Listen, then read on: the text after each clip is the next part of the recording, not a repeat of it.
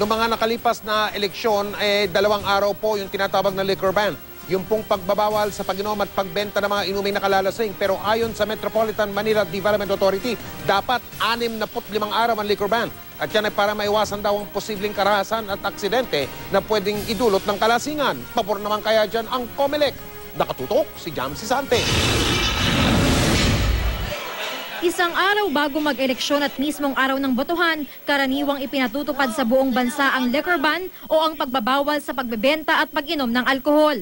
Pero ang Metropolitan Manila Development Authority o MMDA, naisimula ng liquor ban 45 araw bago ang Election Day, May 13. Para raw maiwasan ang aksidente sa kalsada at karahasang may kinalaman sa eleksyon dulot ng kalasingan. Base sa karanasan ko, yung kampanyahan sa probinsya, sa mga barangay, 45 days, inuman yon. Inuman yon. Lasing yung kandidato, lasing yung followers, lasing yung supporters. Sa ibang lugar daw sa Pilipinas, mismong ang kandidato pa ang nagpapainom sa mga nasasakupan nito. Ang nangyayari ngayon sa probinsya, sa mga ibang lawigan, bayan, hindi na napapag-usapan yung intelligent election-related issues sa mga bayan kasi lasing. Binamimigay ng mga kandidato yung alak. Sa ilalim ng COMELEC Resolution 9582, ang lalabag sa liquor ban, maaaring ikulong ng 1 hanggang 6 na taon. Maaari rin itong ma-disqualify sa pag-upo sa pwesto sa gobyerno o hindi payagang bumoto.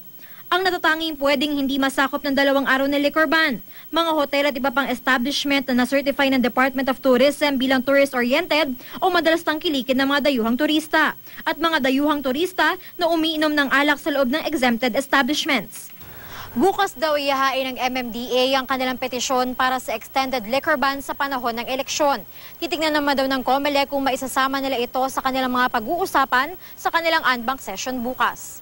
Pero ngayon pa lang nahahabaan na si COMELEC Chairman Sixto Brillantes sa hinihinging liquor ban period ng MMDA. Ako okay din yun.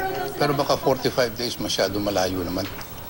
45 days is the start of the campaign period for the local. Masyado malayo naman. At ang kalaban natin dyan, hindi yung mga kwan. Ang kalaban natin dyan, yung mga nagtitinda.